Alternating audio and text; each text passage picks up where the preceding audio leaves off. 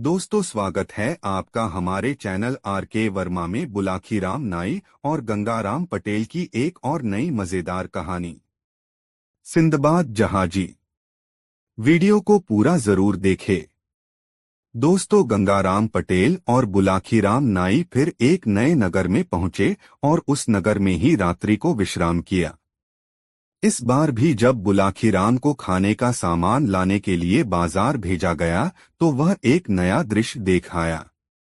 रात्रि को भोजन से निवृत्त होकर दोनों अपनी अपनी चारपाई पर लेटे तो बुलाखीराम ने कहा, पटेल जी, आज मैंने बाजार में देखा कि कुछ लोग बोल रहे थे, इस द्वीप के निकट कोई जहाज उसके डर से नहीं आता है, किंतु हमारी तो मौत ही हमें घसीट कर बहा ले गई थी। उन्होंने हमें एक मकान के अंदर बंद कर दिया। हमने देखा कि उस मकान के आंगन में मनुष्यों की हड्डियों का ढेर जमा है और बहुत सी मोटी लोहे की छड़ें रखी हैं। हम ये देखकर भय के कारण अचेत हो गए। बहुत देर के बाद हमें होश आया तो हम अपनी दशा पर विचार कर रोने लगे। अचानक एक दरवाजा खुला और अंदर से एक अत्यंत विशालकाय आदमी मकान के आंगन में आया। उसका शरीर ताड़ की तरह लंबा और बलिष्ठ था और मुंह किसी घोड़े की तरह था। उसके केवल एक ही आंख थी जो माथे के बीच में थी। वह आंख किसी अंगारे की तरह दहक रही थी। उसके दांत बहुत बड़े और नुकीले थे और उसके मुख से बाहर निकले हुए थे। उसका निचला होंठ इतना बड़ा था कि उसकी छाती तक लटकता था। उसके कान हाथी जैसे थे और उसके कंधों को ढके हुए थे। उसके नाखून बड़े बड़े और घुमावदार थे जैसे शिकारी जानवरों के होते हैं। हम सब उस राक्षस को देखकर एक बार फिर गश खा गए और जब हम होश में आए तो देखा कि राक्षस हम लोगों के पास ही खड़ा है और हमें देख रहा है। फिर वह हमारे और निकट आया और हम में से एक एक को उठाकर हाथ में घुमा किराकर में देख लिया, जैसे कसाई लोग बकरियों और भेड़ों को उनकी मोटाई का अंदाज लगाने के लिए देखते हैं। उस लोगों की इतनी बात सुनकर मैं वहां से आ गया। पटेल जी, ये क्या रहस्य है, बताइए। बुलाखी। बगदाद शहर में हिंदबाद हमाल नाम का एक मजदूर रहता था। वह बहुत गरीब था। रात दिन मेहनत मजदूरी करके किसी तरह अपने परिवार का गुजर बसर करता था। गर्मियों के दिन थे। दोपहर के समय सिर पर भारी गट्ठर उठाए हिंदबाद बाजार की ओर जा रहा था। तेज धूप और भीषण गर्मी के मारे वह पसीने से तर हो गया था। बेचारा बुरी तरह थक भी गया था और सोच रहा था कि कहीं कोई मुनासिब सी जगह मिले तो थोड़ा सुस्ता लूं। अचानक उसे एक आलीशान मकान दिखाई दिया। हिंदबाद उस ओर मुड़ गया। वहां पहुंचने पर उसे काफी ठंडक महसूस हुई। उसने देखा मकान के आसपास पानी का छिड़काव किया गया था। मकान के सामने अनेक हरे भरे और छायादार पेड़ थे। पेड़ों के नीचे बैठने के लिए चबूतरे बने थे। वहां पहुंचकर हिंदबाद ने राहत की सांस ली। उसने अपने सिर से गट्ठर उतारकर नीचे रख दिया और एक चबूतरे पर बैठकर वह सुस्ताने लगा। हिंदबाद चबूतरे पर बैठकर उत्सुकता से उस मकान को देखने लगा। मकान की बनावट से वह बहुत प्रभावित हुआ। उसने बगदाद में इसके पहले इतना सुंदर और भारी मकान कहीं भी नहीं देखा था। उस समय मकान में एक महफिल चल रही थी। चारों ओर इत्र गुलाब की सुगंध फैल रही थी। बीच बीच में संगीत के मधुर स्वर सुनाई दे रहे थे। जायकेदार पकवानों की खुशबू आ रही थी। रक रुक कर हंसने खिलखिलाने की आवाजें भी सुनाई दे रही थीं। हिंदबाद के मन में इस आलीशान मकान के मालिक का नाम जानने की उत्सुकता जागी।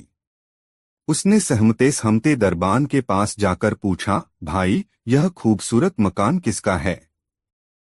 हिंदबाद का प्रश्न सुनकर दरबान को बहुत आश्चर्य हुआ। उसने कहा, तुम बगदाद में नए नए आए हो क्या? शहर के बच्चे बच्चे को मालूम है कि यह सिंदबाद की कोठी है। क्या तुमने कभी सिंदबाद का नाम नहीं सुना। ओह सिंदबाद, सिंदबाद को भला कौन नहीं जानता, पर उनकी कोठी देखने का सौभाग्य आज पहली बार मिला है, हिंदबाद ने झेंपते हुए कहा। फिर वह पेड़ के नीचे लौट आया और कुछ सोचता हुआ चबूतरे पर बैठ गया। क्षण भर बैठकर उसने आसमान की ओर देखा और अपनी किस्मत को कोसते हुए कहा, ऐ खुदा, यह तेरा कैसा अन्याय है।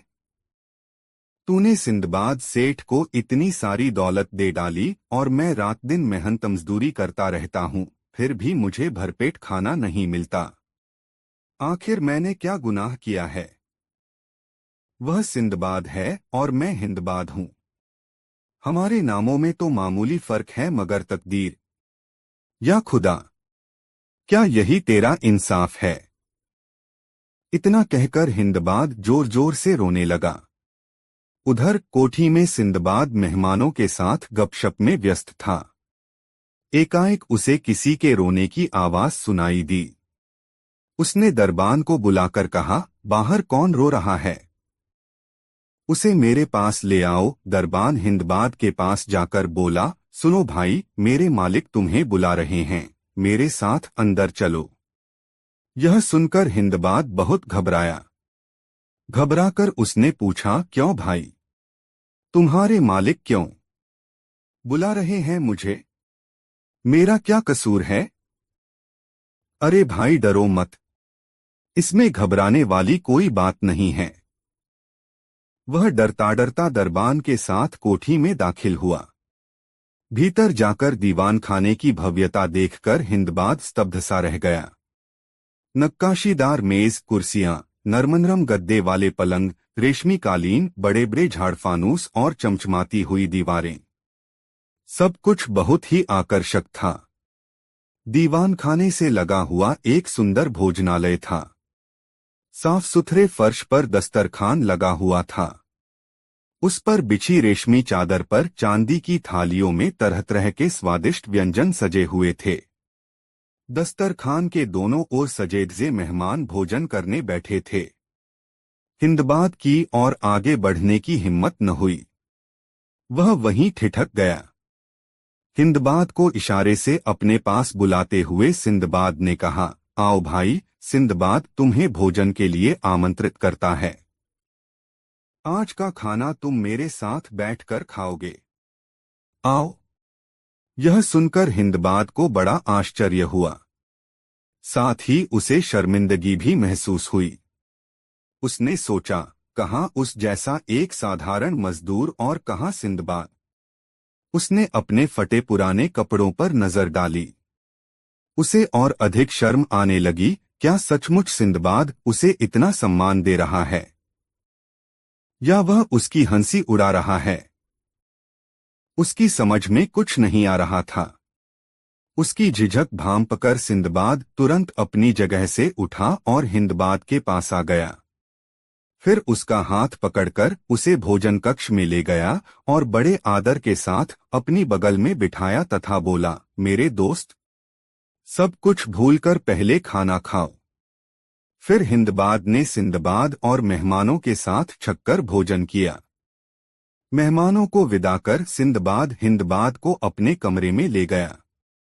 उसने हिंदबाद से पूछा, भाई, सुना है तुम्हें अल्लाह से बहुत शिकायत है, क्या बात है, जरा मुझे भी बताओ। हिंदबाद ने झेंपते हुए कहा, हुजूर, मुझसे गलती हो गई, मुझे माफ कर दीजिए। सिंदबाद ने मुस्कराते हुए कहा, घबराओ नहीं, मैंने तुम्हें डांटने, फटकारने या माफी मंगवाने के लिए यहां नहीं बुलाया है, बल्कि मैं तुम्हें यह बताना चाहता हूं कि यह सारी संपत्ति मुझे कैसे मिली है। भाई, खुदा ने इतनी धन दौलत मुझे यूं ही नहीं दे दी है। इसे पाने के लिए मुझे जीतोड़ मेहनत करनी पड़ी है, अपनी जान जोखिम में डालनी पड़ी है, कई बार मौत से जूझना पड़ा है। सिंदबाद हिंदबाद को पान देते हुए बोला, यह धन दौलत प्राप्त करने के लिए मैंने 7-7 बार समुद्री यात्राएं की हैं। मुझे ऐसी ऐसी विकट परिस्थितियों से जूझना पड़ा है कि सुनने वालों के रोंगटे खड़े हो जाएं।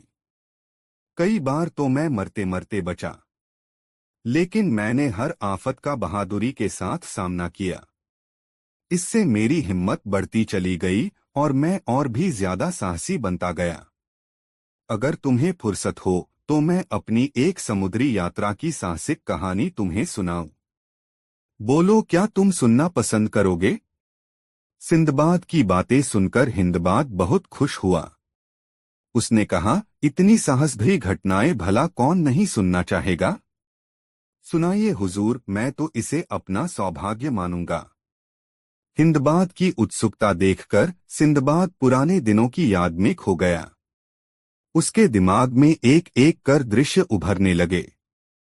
उसने अपनी साहस भरी एक समुद्री यात्रा की कहानी शुरू की। अपनी पहली समुद्री यात्रा में मैंने बहुत धन कमाया था। यह दौलत मेरी जिंदगी भर के लिए काफी थी। इसके बाद मैं बहुत सुख और ऐशो आराम से रहने लगा। मेरे पास इतनी दौलत हो गई थी कि अब मुझे किसी तरह का काम करने की जरूरत नहीं रह गई थी। लेकिन मैं ठहरा साहसी और मेहनती आदमी, इसलिए मुझे आराम की जिंदगी बिल्कुल रास नहीं आई। फिर मैंने दूसरी यात्रा की। दूसरी यात्रा में मैं बड़ी मुश्किल से बचा, किंतु उस यात्रा में मुझे काफी धन प्राप्त हुआ। मगर तीसरी यात्रा, ओह, तीसरी यात्रा याद करके तो आज भी मेरी रूह कांप जाती है। अपनी दो यात्राओं से लौटने के बाद घर आकर मैं सुखपूर्वक रहने लगा।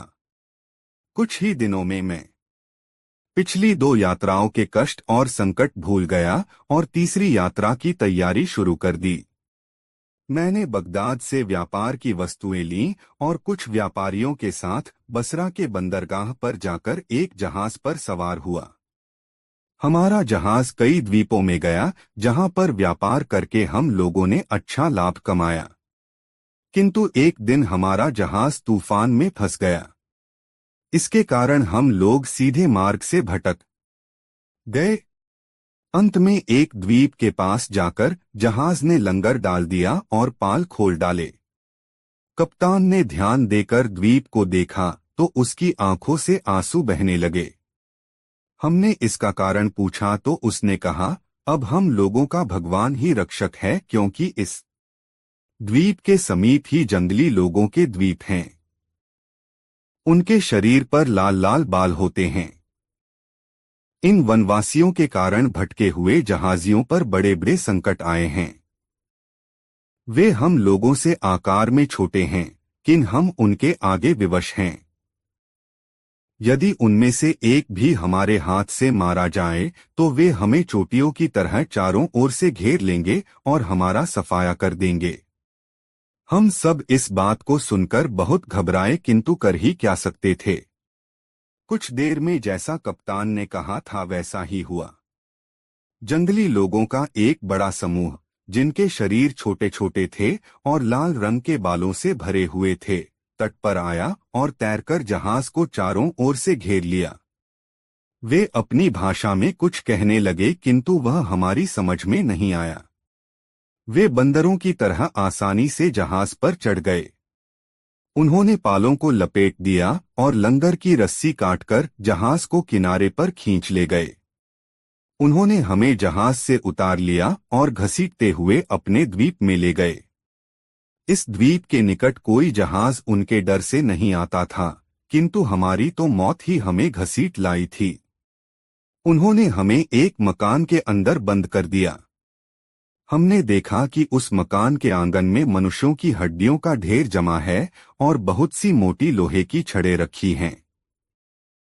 हम ये देखकर भय के कारण अचेत हो गए। बहुत देर के बाद हमें होश आया तो हम अपनी दशा पर विचार कर रोने लगे। अचानक एक दरवाजा खुला और अंदर से एक अत्यंत विशालकाय आदमी मकान के आंगन में आया। उसका शरीर ताड़ की तरह लंबा और बलिष्ठ था और मुंह किसी घोड़े की तरह था।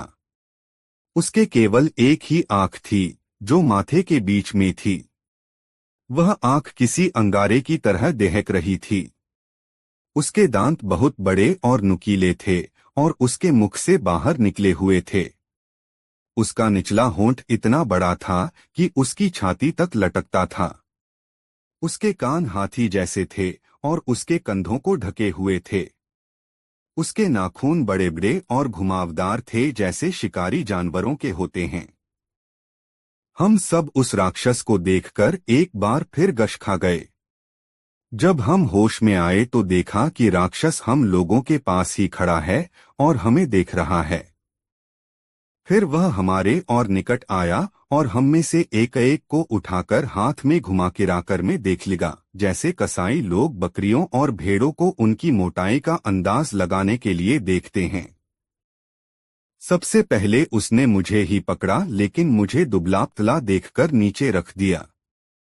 फिर उसने हर एक को इसी तरह देखा और अंत में कप्तान को सबसे मोटा ताजा पाकर उसे एक हाथ से पकड़ा और दूसरे हाथ से एक छड़ उसके शरीर के आर पार कर दी। फिर उसने आग जलाई और कप्तान को भूनकर खा गया। तत्पश्चात वह अंगड़ाई लेता हुआ अंदर गया और जाकर सो गया। उसके खरटी बादल की गरज की तरह आते रहे और रात भर हमें भयभीत करते रहे। दिन निकलने पर वह जागा और घर से बाहर चला गया। हम सब अपनी दशा पर रोने लगे। हमारी समझ में नहीं आ रहा था कि उस भयंकर राक्षस में किस प्रकार प्राण बच सकते हैं। हम सबने अपने को ईश्वर की इच्छा पर छोड़ दिया। फिर मकान से बाहर निकलकर हमने फल फूल खाकर अपनी भूख मिटाई। हमने चाहा कि रात को उस मकान में न जाएं, किंतु और कोई स्थान था नहीं जहां रात बिताते। फिर राक्षस तो हमें ईंट निकालता ही था। हम उसी मकान में आ गए। कुछ रात बीतने पर वह राक्षस फिर आया। उसने फिर हम लोगों को पहले की तरह उठा उठा कर देखा और हमारे एक साथी को अन्य लोगों की अपेक्षा अधिक मोटा ताजा पाकर उसके शरीर में छड़ घुसेड़ दी और उसे भूनकर खा गया। सवेरे जब वह बाहर गया तो हम लोग भी बाहर निकले। हमारे कई साथियों ने कहा, इस प्रकार की कष्टदायक मृत्यु से तो अच्छा है कि हम लोग समुद्र में डूब मरें, किंतु हम में से एक ने कहा, आत्महत्या करना कायरता है। आत्महत्या तो बुजदिल किया करते हैं। बेहतर होगा कि हम कोई और रास्ता ढूंढे। काफी देर बाद मुझे एक उपाय सूझा। मैंने अपने साथियों से कहा, देखो, यहाँ सागर तट पर बहुत सी लकड़ियाँ और रस्सियाँ मौजूद हैं। क्यों न हम लोग इनकी 4-5 नावें बना लें और किसी जगह छुपाकर रख दें। यदि किसी प्रकार अवसर मिला तो हम उन पर बैठकर भाग निकलेंगे। राक्षस के हाथों मरने से तो वह मौत कहीं अच्छी होगी। मेरे सुझाव को सब लोगों ने पसंद किया। हम लोगों को नाव बनाना आता था और हमने दिन भर में 4-5 छोटी छोटी नावें बना लीं, जिनमें 3-3 आदमी आ सकते थे। शाम को हम फिर उस मकान के अंदर गए। राक्षस ने हर रोज की तरह हम लोगों को उठा उठा कर देखा और एक हृष्ट पुष्ट व्यक्ति को सलाख में भेदकर भून दिया और खा गया।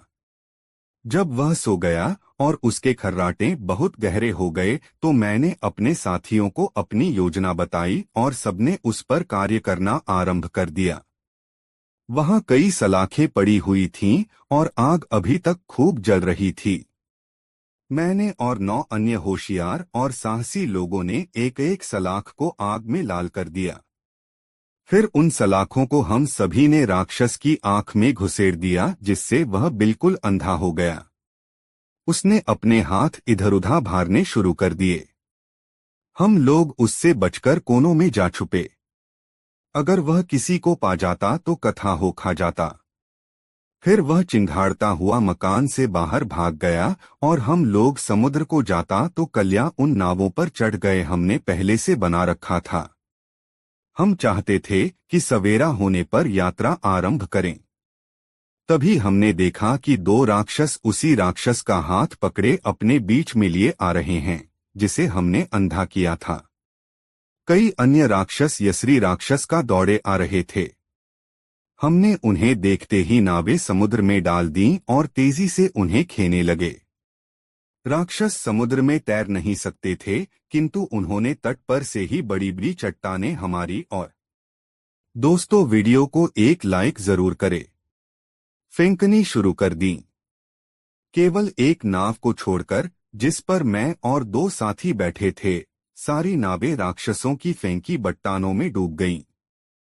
हम अपनी नाव को तेजी से खेकर दूर आ गए, जहां पर उनके द्वारा फेंकी गई बट्टानें आ नहीं सकती थीं। किंतु खुले समुद्र में आकर भी हमें चैन न मिला। तेज हवा हमारी छोटी सी नाव को तिनके की तरह पानी पर उछालने लगी। 24 घंटे हम इसी दशा में रहे। फिर हमारी नाव एक द्वीप में पहुंच गई। हम लोग प्रसन्नतापूर्वक उस द्वीप पर उतरे। तट पर लगे पेड़ों से पेट भरकर फल खाने के बाद हमारे शरीरों में कुछ शक्ति आई। रात को हम लोग समुद्र के तट पर सो रहे। अचानक एक जोर की सरसराहट से नींद खुली तो मैंने देखा कि एक सांप, जो नारियल के पेड़ जितना लंबा था, हमारे एक साथी को निगल रहा है। उसने पहले हमारे साथी के शरीर को चारों ओर से कसकर तोड़ डाला, फिर उसे निगल गया। कुछ देर में सांप ने उसकी हड्डियां उगल दीं और वहां से चला गया। हम दो बचे हुए आदमियों ने बड़े दुख और चिंता में वह रात बिताई। कितनी मुश्किलों से तो हम राक्षसों से छूटे थे, तो यह मुसीबत आ गई जिससे छुटकारा ही नहीं दिखाई देता था। दिन में हमने फल खाकर गुजारा किया। शाम को हमने अपने बचने के लिए एक पेड़ खोज लिया था। रात होते ही हम उस पर चढ़ गए। मैं वृक्षों पर काफी ऊंचे पहुंच गया था, किंतु मेरा साथी उतने ऊंचे न पहुंच सका और नीचे की एक मोटी डाल पर लेट गया। सांप फिर रात को आया। पेड़ की जड़ पर पहुंचकर उसने अपना शरीर ऊंचा किया और मेरे साथी को पकड़कर निगल गया। शिकार पचाने के लिए फिर वह वहां से चला गया। मैं सारी रात भय से अधमरा रहा। सूर्योदय होने पर मैं पेड़ से उतरा और फिर कुछ फल आदि खाकर पेट भरा। मुझे विश्वास था कि आज मैं अवश्य ही उस सांप का ग्रास बनूंगा, क्योंकि उसने मुझे देख तो लिया ही था। मैंने काफी सोच विचार के बाद यह तरकीब निकाली कि पेड़ के चारों ओर ढेर सारी कंटीली झाड़ियां रख दीं और ऊपर भी कांटों की ऐसी ओट कर ली कि किसी को दिखाई न दूं। रात को फिर वही सांप आया। वह झाड़ियों के कारण पेड़ की जड़ तक न पहुंच पाया, किंतु सारी रात पत लगाए बैठा रहा। सवेरा होते ही वह चला गया। मुरेश को जागने और जान जाने के भयन तथा रात भर सांप की फुफकार सुनने से इतना अशक्त और रिश्तों कोया था कि समुद्र में कूदकर प्राण त्यागने की सोचने लगा। इसी इरादे से मैं समुद्र तट पर पहुंचा, किंतु सौभाग्यवश किनारे से कुछ ही दूर पर एक जहाज दिखाई दिया।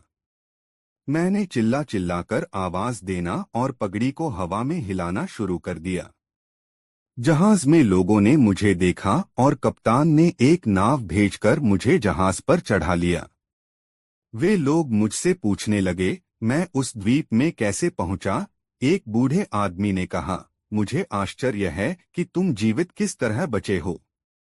मैत्र तो सुना है कि इन द्वीपों में नरभक्षी राक्षस रहते हैं, जो आदमियों को भूनकर खा जाते हैं। इसके अलावा यहाँ विशालकाय सर्प भी हैं, जो दिन में तो गुफाओं में सोते रहते हैं और रात में शिकार के लिए निकलते हैं। अगर कोई आदमी उन्हें दिखाई पड़ जाता है तो वे उसे निगल जाते हैं। मैं उनकी बातों का उत्तर न दे सका, क्योंकि भूख और रातों को जागने के कारण निढाल हो रहा था। उन्होंने मुझे भोजन कराया और चूंकि मेरे वस्त्र तार तार हो रहे थे, इसलिए एक जोड़ा कपड़ा भी मुझे दिया। फिर मैंने विस्तार पूर्वक अपनी विपत्तियों का वर्णन किया और बताया कि किस प्रकार में राक्षस सांप से बच पाया। सबने कहा, तुम पर भगवान की बड़ी कृपा है, जिससे जीवित बचे रहे। हम लोगों का जहाज सिलहट द्वीप में पहुंचा, जहां चंदन होता है, जो बहुत सी दवाओं में डाला जाता है। जहाज ने वहां लंगर डाला और व्यापारीगण अपना सामान लेकर द्वीप पर क्रय विक्रय करने के लिए उतर गए। कप्तान ने मुझसे कहा, भाई तुम बगदाद के निवासी हो। वहां के एक व्यापारी का बहुत सा माल बहुत दिनों से मेरे जहाज में पड़ा है। तुम उसकी गठरियां ले जाकर उसके स्त्री बच्चों को दे देना। मैं चिट्ठी लिख दूंगा तो वे लोग तुम्हारी लदान की मजदूरी दे देंगे। मैंने उसको धन्यवाद दिया कि उसने मुझे इस लायक समझा।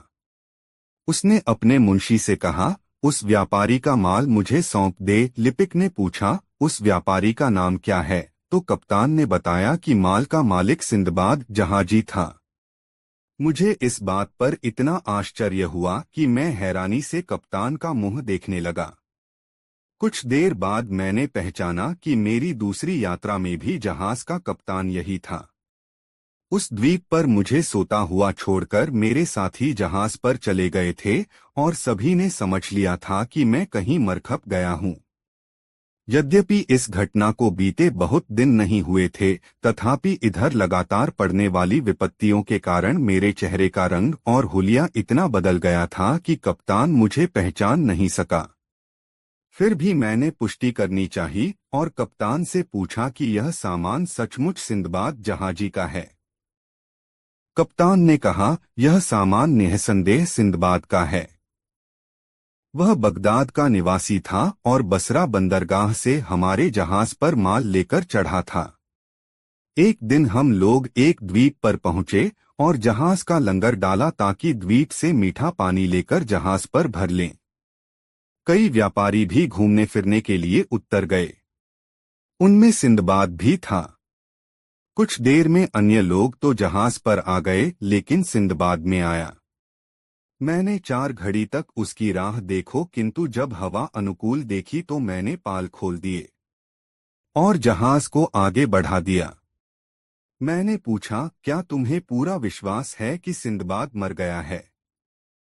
कप्तान ने कहा, मुझे इसमें कोई संदेह नहीं है कि सिंदबाद अब दुनिया में नहीं है। मैंने उससे कहा, तुम मुझे पूरे ध्यान से देखो और पहचानो कि मैं ही सिंदबाद हूं कि नहीं। हुआ यह था कि द्वीप पर उतरकर मैं एक सोते के निकट खा पीकर गहरी नींद में सो गया था। मेरे साथियों ने मुझे जगाया ही नहीं। शायद उन्हें यह मालूम भी न था कि मैं कहाँ सो रहा हूँ। जब मेरो आंख खुली और मैं समुद्र तट पर पहुंचा तो देखा कि तुम्हारा जहाज दूर चला गया है। कप्तान ने यह सुनकर मुझे ध्यानपूर्वक देखा और मुझे पहचान गया। उसने मुझे गले लगाया और भगवान को धन्यवाद दिया कि मैं जीवित हूँ, हालांकि वह मुझे मरा हुआ समझ रहा था। उसने कहा, तुम्हारे माल को भी मैंने हर जगह व्यापार में लगाया और इस पर हर सौदे में मुनाफा हुआ है। कप्तान ने आगे कहा, अब मैं तुम्हारे माल को तुम्हारे मुनाफे के साथ तुम्हें सौंपता हूँ। वह कहकर उसने मुझे मेरी गठरियां सौंप दी और वह नगद राशि भी दे दी जो मेरे माल के व्यापार के लाभ के रूप में उसके पास थी। मुझे यह सब मिलने की कोई आशा नहीं थी, इसलिए मैंने भगवान को लाख लाख धन्यवाद दिया। फिर हमारा जहाज सिलहट द्वीप से अन्य द्वीपों में पहुंचा, जहां से हम लोगों ने दालचीनी आदि खरीदी। हमने दूर दूर की यात्रा की। एक जगह हमने इतने बड़े कछुए देखे जिनकी लंबाई चौड़ाई 50-50 हाथ की थी और अजीब मछलियां भी जो गाय की तरह दूध देती थीं।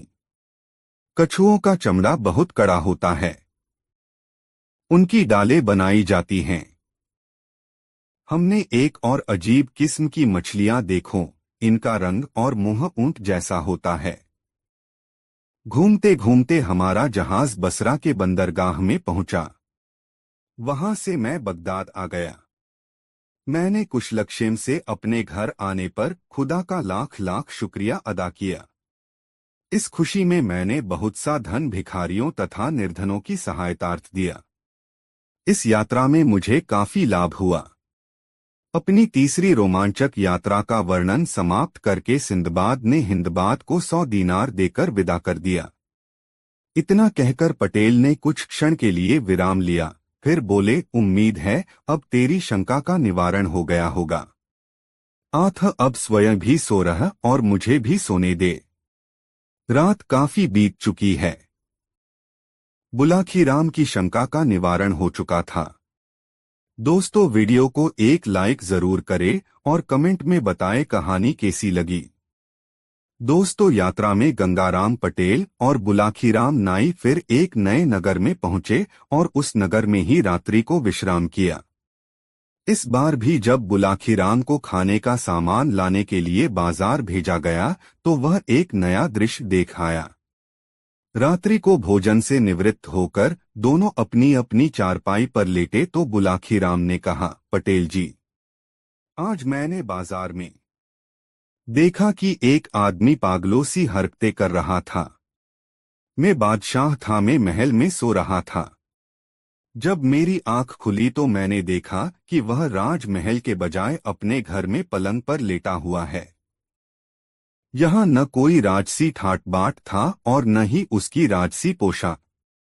अब एक बार फिर उसका दिमाग चकरा गया। मैं राजमहल की दासियों का नाम ले लेकर पुकारने लगा, मगर वहां भला दासियों कहाँ थीं? उसकी आवाज सुनकर मेरी माँ दौड़ी हुई आ पहुंची। क्या बात है बेटे, तू किसे बुला रहा है? ए बुढ़िया, तूने मुझे अपना बेटा कहने की हिम्मत कैसे की? तू कौन है? यहाँ कैसे आई? मैंने उसे गुस्से से डांटते हुए कहा। मेरा यह बर्ताव देखकर मेरी माँ हक्की बक्की रह गई। बोली, बेटे अबू, मैं तेरी माँ हूँ बेटा। तू तो मुझे पहचान भी नहीं रहा है, क्या बात है? या अल्लाह, ये मेरे बेटे को क्या हो गया? मैं अबू हसन नहीं, बादशाह हूँ बादशाह, मैंने जवाब दिया। मेरा यह विचित्र बर्ताव देखकर माँ बुरी तरह घबरा गई। पटेल जी, यह क्या रहस्य है और बाद में क्या हुआ? बुलाखी, बगदाद में हारून रशीद नाम का एक बादशाह राज्य करता था। उसके राज्य में एक धनाढ्य सौदागर रहता था। उसके पास अपार धन था। सौदागर का एक बेटा था जिसका नाम था अबू हसन। अबू हसन का पालन पोषण बहुत लाड़ प्यार में हुआ था। बचपन में उसकी हर इच्छा पूरी की जाती थी। इसलिए अबू हसन बड़ा ही शाह खर्च निकला। वह छोटी छोटी चीजों पर भी पानी की तरह पैसा बहाया करता था। अबू हसन के माँ बाप उसकी इस आदत से बेहद परेशान थे, लेकिन बेटे की नाराजगी की वजह से वे उसे टोकते तक न थे। सौदागर अब बहुत बूढ़ा हो चुका था। एक बार वह गंभीर रूप से बीमार पड़ गया। बड़े बड़े वैद्य हकीमों से इलाज कराया गया, लेकिन कोई फायदा नहीं हुआ। सौदागर को लगा कि अब उसका अंतिम समय निकट आ गया है। उसने अबू हसन को अपने पास बुलाकर कहा, देखो बेटे, मेरा आखिरी समय आ गया है। मेरे पास इतनी दौलत है कि तुम्हारी पूरी जिंदगी के लिए काफी है। यह सारी दौलत अब तुम्हारी है, लेकिन इस वक्त मैं तुम्हें अपनी आधी दौलत के इस्तेमाल की ही इजाजत देता हूं। बाकी की आधी दौलत को हाथ लगाने का तुम्हें अधिकार नहीं होगा। इसे मेरी अमानत मानकर तुम्हें इसकी हिफाजत करनी होगी। अबू हसन सिर नीचा किए पिता की बातें सुनता रहा। उसके मुंह से एक शब्द भी नहीं निकला, लेकिन वह यह बात अवश्य सोच रहा था कि आखिर पिता ने उसे आधी दौलत से वंचित क्यों रखा। खैर, कुछ समय बाद अबू हसन के पिता की मृत्यु हो गई। पिता की इच्छा के अनुसार अबू हसन को आधी दौलत अमानत के रूप में सुरक्षित रखनी पड़ी। बाकी की आधी दौलत उसने अपने कब्जे में ले ली। अब इस दौलत को वह मनमाने ढंग से खर्च करने लगा। अबू हसन के पिता की मृत्यु के बाद सारी दौलत अबू हसन के हाथ में आई देख उसके स्वार्थी मित्रों की तो जैसे लॉटरी ही निकल आई। वे अबू हसन के और नजदीक आ गए। उसकी दौलत के बल पर वे गुलछरे उड़ाने लगे। अबू हसन को इन खुशामदी और निठल्ले मित्रों की संगति बहुत भाती थी। वे उसकी झूठी तारीफों के पुल बांधते और अबू हसन उन पर दिल खोलकर पैसा खर्च करता। नतीजा यह हुआ कि कुछ ही समय में उसके हिस्से की सारी दौलत हाथ से निकल गई। अब उसके पास फूटी कौड़ी भी नहीं बची। अबू हसन के मित्र बड़े ही स्वार्थी और चालाक थे। उन्हें यह भांपते देर न लगी कि वह कंगाल हो चुका है। परिणामस्वरूप वे उससे कतराने लगे। आते जाते कहीं दिखाई दे जाते तो मुंह फेर लेते, जैसे वे अबू हसन को पहचानते तक न हो। अबू हसन स्वार्थी मित्रों के इस तरह के व्यवहार से बहुत दुखी हुआ। धीरे धीरे उसे अपने सभी दोस्तों की असलियत मालूम हो गई। अब उसे अपनी भूल का एहसास हुआ और वह पछताने लगा। अब पछताने से क्या होता। अब वह उदास रहने लगा। वह कुछ समझ नहीं पा रहा था कि क्या करे। उसका दुख और उदासी दिन पर दिन बढ़ती ही जा रही थी। पिता की आधी दौलत जो अमानत के रूप में उसके पास थी, उसे वह हाथ नहीं लगा सकता था। जब वह बहुत अधिक परेशान हो गया तो एक दिन उसकी माँ ने उसे समझाया, बेटा जो हो गया उसे भूल जाओ। अपनी बर्बादी के तुम खुद जिम्मेदार हो। तुमने बिना सोचे समझे अपनी दौलत अपने निठल्ले दोस्तों पर उड़ाकर भारी भूल की है। तुम्हारे वे दोस्त अब कहीं दिखाई नहीं देते। वे तुम्हारे अच्छे दिनों के साथी थे। उन्हें तुम्हारी दौलत से प्यार था, तुमसे नहीं। मगर अब तुम्हें संभल जाना चाहिए।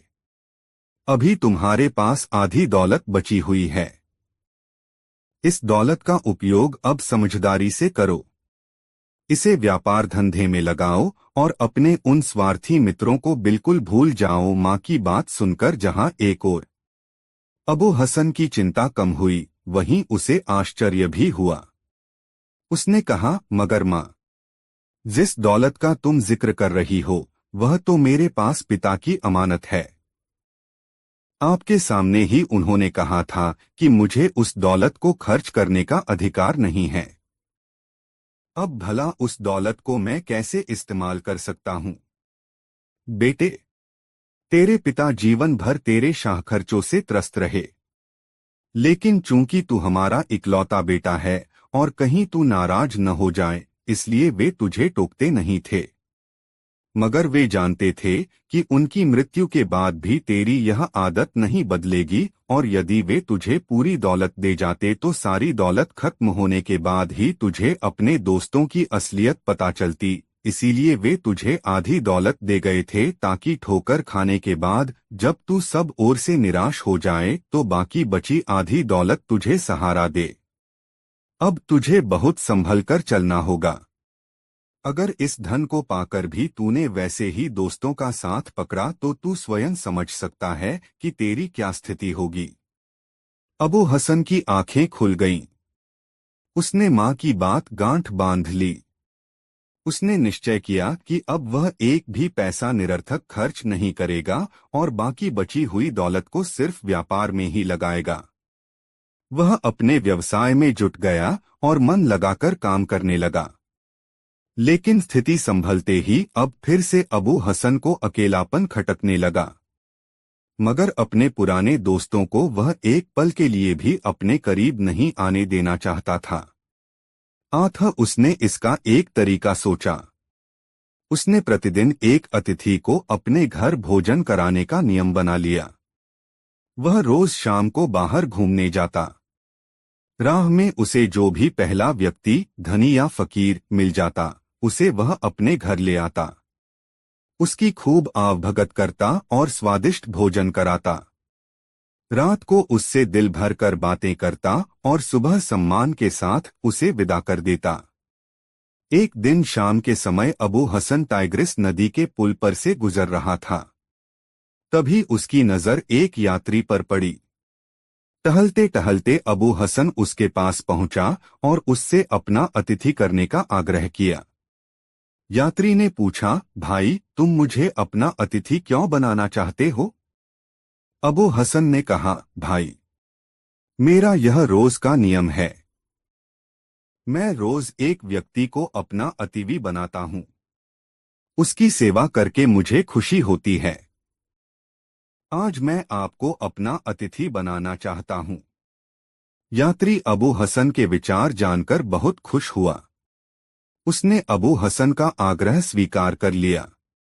असल में वह यात्री कोई और नहीं बल्कि बादशाह हारून अल रशीद थे। उस समय वे भेष बदलकर प्रजा के सुख दुख जानने के लिए निकले थे। अयू हसन उन्हें अपने घर ले आया। उसने उनका मन से आदर सत्कार किया और उन्हें स्वादिष्ट भोजन कराया। रात को दोनों ने खूब गपशप की। सोने का समय हुआ तो अतिथि ने अबू हसन से कहा, भाई अबू, मैं तुम्हारी सेवा से बहुत खुश हूँ। इस मेहमानवाजी के लिए मैं तुम्हारा आभारी रहूंगा। सवेरे तो मैं यहाँ से चला जाऊंगा, लेकिन तुम मुझसे कुछ मांगना चाहो तो शौक से मांग सकते हो। अबू हसन मुस्कराने लगा। उसने कहा, देखिए, मेरे पास सब कुछ है। मुझे आपसे कुछ भी नहीं चाहिए। हाँ, मेरी एक इच्छा जरूर है जो अब तक पूरी नहीं हो सकी है, पर वह ऐसी है जिसे कोई पूरी कर भी नहीं सकता। ऐसी कौन सी इच्छा है? मुझे भी तो बताओ, अतिथि ने उत्सुकता से पूछा। इस शहर के पश्चिमी छोर पर एक मस्जिद है। इस मस्जिद के आसपास बहुत सारे निठल्ले जमा रहते हैं। ये बहुत दुष्ट हैं। ये लोगों को आपस में लड़ाते रहते हैं और उनकी निंदा करते हैं। कभी कभी ये भोले भाले लोगों को लूट भी लेते हैं। मुझे उनकी यह हरकत बिल्कुल पसंद नहीं है, मगर क्या करूं? मजबूर हूं। यदि मुझे एक दिन के लिए बादशाह बना दिया जाए तो इन निठल्लों को ठिकाने लगा दूं। 100 कोड़े लगवाऊं इन बदमाशों की पीठ पर, अबू हसन ने तमतमाते हुए कहा।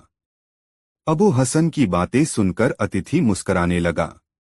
उसने कहा, भाई, इरादे तो तुम्हारे बहुत नेक हैं, मगर खुदा पर भरोसा रखो, नेक बंदों की आवाज वह जरूर सुनता है। मैं भी खुदा से अर्ज करूंगा कि वह तुम्हारी इच्छा अवश्य पूरी करे। अतिथि ने अबू हसन से 2 गिलास शरबत मंगवाने का आग्रह किया। अबू हसन ने तुरंत एक सेवक को आदेश दिया। सेवक तुरंत 2 गिलास शरबत लेकर हाजिर हो गया। अतिथि ने अबू हसन की आंख बचाकर एक गिलास के शरबत में नींद की दवा मिला दी और उसे अबू हसन को पीने के लिए दे दिया। दूसरे गिलास का शरबत वह खुद पी गया। दवा मिला शरबत पीते ही अबू हसन की आंखें झपकने लगीं। थोड़ी ही देर में वह गहरी निद्रा में सो गया। अबू हसन के घर के बाहर खड़ा बादशाह का नौकर बादशाह के बाहर निकलने का इंतजार कर रहा था। बादशाह ने उसे बुलाकर अबू हसन की ओर इशारा करते हुए कहा, इसे उठाकर महल में ले चलो। इस मकान और गली को अच्छी तरह पहचान लो। बाद में तुम्हें इसे लेकर फिर यहाँ आना होगा। नौकर अबू हसन को उठाकर राजमहल ले आया। बादशाह ने उसे हुक्म दिया, इसे ले जाकर मेरे पलंग पर लिटा दो और इसको यह पोशाक उतारकर मेरी राजसी पोशाक दिया। सुइसे नौकर ने तुरंत सुल्तान के आदेश का पालन किया। उसने अबू हसन के कपड़े उतारकर उसे बादशाह के राजसी वस्त्र पहना दिए। बादशाह ने अन्य नौकरों, सुरक्षा सैनिकों तथा दासियों को भी हिदायत दी, देखो, कल सुबह जब यह नींद से जागे तो इसको बादशाह की तरह खातिर होनी चाहिए। कहीं भी कोई काकासा चाहिए। इसके साथ ठीक वैसा ही बर्ताव किया जाए जैसा तुम लोग मेरे साथ करते हो। इसे जो चीज चाहिए तुरंत हाजिर किया जाए। इसके हर हुक्म का तुरंत पालन किया जाए। राजमहल के सभी कर्मचारियों ने बादशाह को यह आश्वासन दिया कि कहीं कोई कमी नहीं आने दो जाएगी। सुबह अबू हसन की नींद खुली तो उसे बहुत अचंभा हुआ। उसने कमरे में हर ओर नजर डाली। खुद को सजे धजे विशाल राजसी कक्ष में पाकर उसका सिर चकराने लगा। वह आंखें फाड़ फाड़ कर इधर उधर देखने लगा। कमरे की दीवारों पर तरह तरह के सुंदर व कलात्मक चित्र, छत से लटकते हुए सुंदर झाड़फानूस, चमकदार रंग बिरंगे फर्श, नक्काशीदार सुनहरा पलंग, गद्देदार रेशमी बिछौना। आसपास खड़ी सुंदर दासियां, राजसी पोशाक, गले में मोतियों की माला, उंगलियों में तरह तरह के रंगों के रत्नों की अंगूठियां, पास में रखा हुआ रत्नजड़ित सोने का मुकुट देखकर अबू हसन अवाक रह गया। उसने आईने में अपनी शक्ल देखी तो उसने अपना पूरा हुलिया बदला हुआ पाया। उसकी समझ में कुछ नहीं आ रहा था। तभी एक दासी सहमते हुए उसके पास आई। उसने आदाब बजाते हुए अबू हसन से कहा, जहां पनाह, नमाज अदा करने का समय हो गया है। चलिए नमाज अदा कर लीजिए। अबू हसन की कुछ समझ में नहीं आ रहा था कि वह कहाँ आ गया है। उसके मन में तरह तरह के सवाल उठ रहे थे। मैं कहाँ आ गया हूँ? यह राजमहल किसका है? ये सुंदर सुंदर दासियां कौन हैं? ये मुझे जहां पनाह क्यों कह रही हैं? कहीं मैं कोई सपना तो नहीं देख रहा। तभी एक अन्य सेवक कमरे में दाखिल हुआ। आदाब बजाकर उसने कहा, हुजूर, शहर के अमीर उमरा दीवान खाने में आपका इंतजार कर रहे हैं। चलिए सरकार, नमाज अदा कर लीजिए। अब अबू हसन को विश्वास हो गया कि वह सपना नहीं देख रहा है, बल्कि यह हकीकत है। उसने सेवक से कहा, तुम किससे बात कर रहे हो? सरकार, आप ही से तो, सेवक ने झेंपते हुए जवाब दिया। मैं कोई सरकार वरकार नहीं हूँ, अबू हसन ने चिढ़ते हुए कहा। यह कैसे हो सकता है जहां पनाह? सेवक बोला। कौन जहां पनाह? मैं जहां पनाह नहीं हूँ भाई, अबू हसन झुंझला उठा। सरकार, आप कैसी बातें कर रहे हैं? आप जहां पनाह ही तो हैं। मैं वर्षों से आपकी खिदमत बजाता आ रहा हूँ।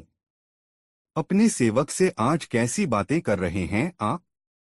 आपको आज ही क्या गया है हुजूर? सेवक ने घबराए हुए स्वर में कहा। अबू हसन को लगा कहीं वह पागल न हो जाए। वह पलंग से नीचे कूद पड़ा। उसने एक दासी को इशारे से अपने पास बुलाया और उसके मुंह में उंगली डालते हुए कहा, जरा जोर से काटो तो मेरी इस उंगली को। दासी ने शर्माते हुए उसकी उंगली पर अपने दांत जमा दिए। अबू हसन दर्द से चीख पड़ा। उसने मन ही मन सोचा, है तो यह सपना नहीं है। इसके बाद उसने उलझन में पड़े पड़े ही दीवान खाने में जाकर अमीर उमराओं के साथ नमाज अदा की। तत्पश्चात दासियों ने उसे राजसी वस्त्रों से अलंकृत किया, उसे राज मुकुट पहनाया। फिर सुरक्षा कर्मचारी उसे लेकर दरबार में पहुंचे। उसने दरबारियों का अभिवादन स्वीकार किया।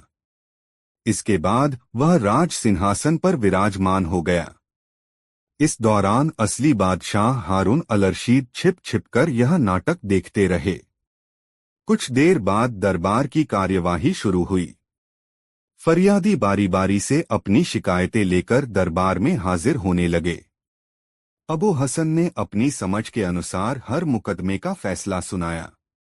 बादशाह हारून अल रशीद उसके खट्टे मीठे फैसले सुनकर मुस्कराते और मजे लेते रहे। मुकदमों से फुर्सत मिली तो अबू हसन ने सिपहसालार को अपने पास बुलाया और कहा, अपने कुछ रक्षकों को लेकर शहर के पश्चिमी छोर वाली पुरानी मस्जिद पर तुरंत जाओ।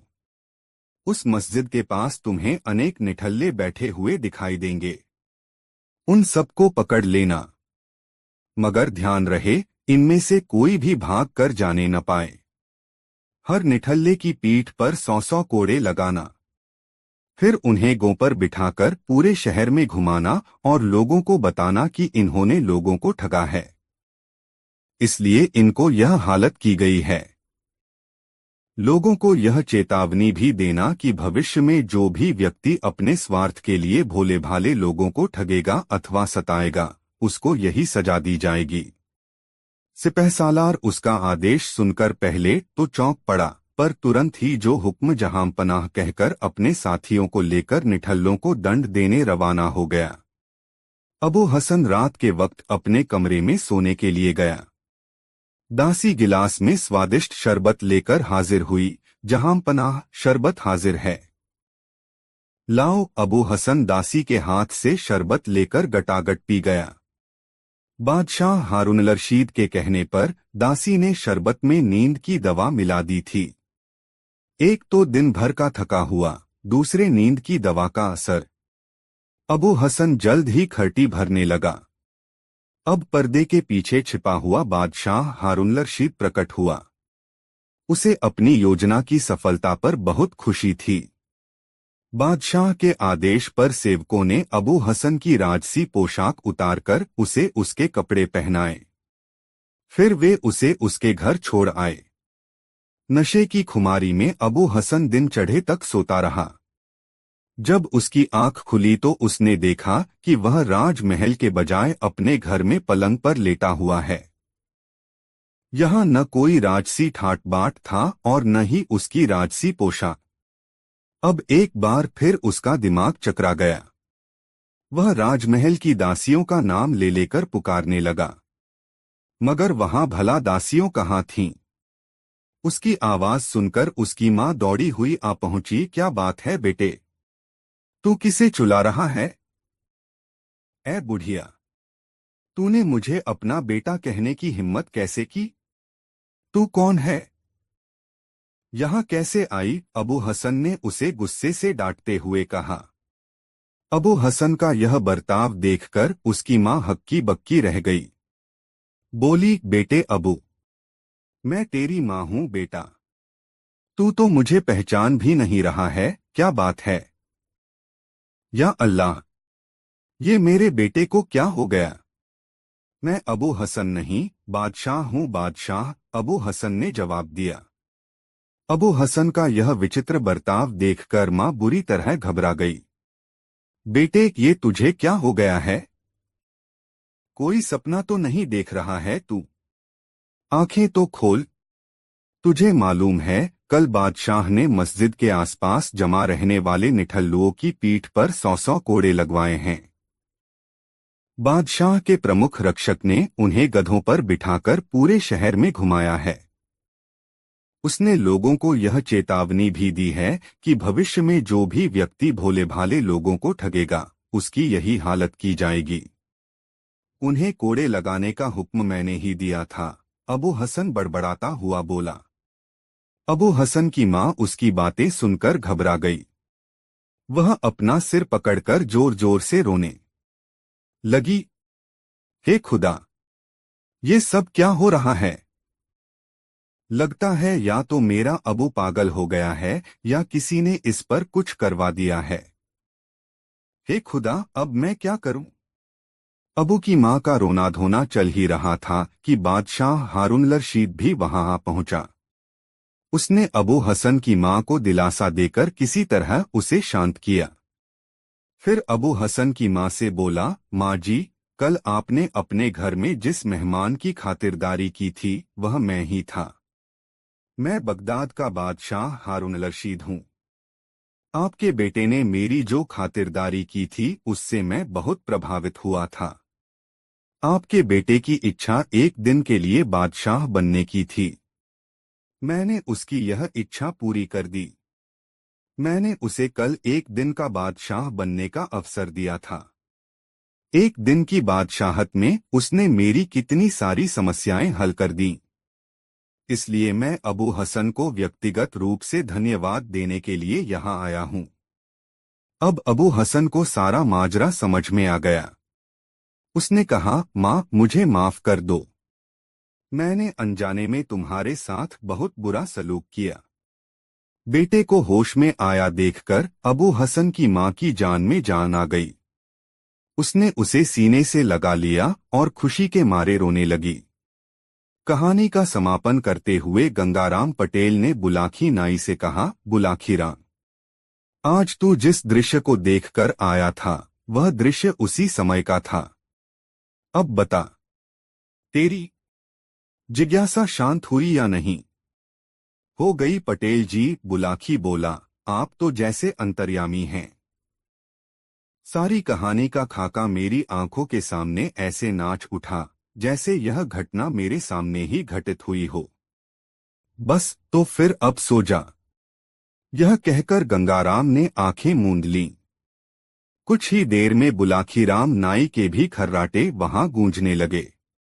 दोस्तों, गंगाराम पटेल बुलाखीराम नाई की यह मजेदार कहानी आपको कैसी लगी कमेंट बॉक्स में जरूर बताएं। ऐसी और नई मजेदार कहानी सुनने के लिए हमारे चैनल आर.के. वर्मा को सब्सक्राइब जरूर कर लें और यह वीडियो अपने मित्रों के साथ जरूर शेयर करें। वीडियो देखने के लिए धन्यवाद।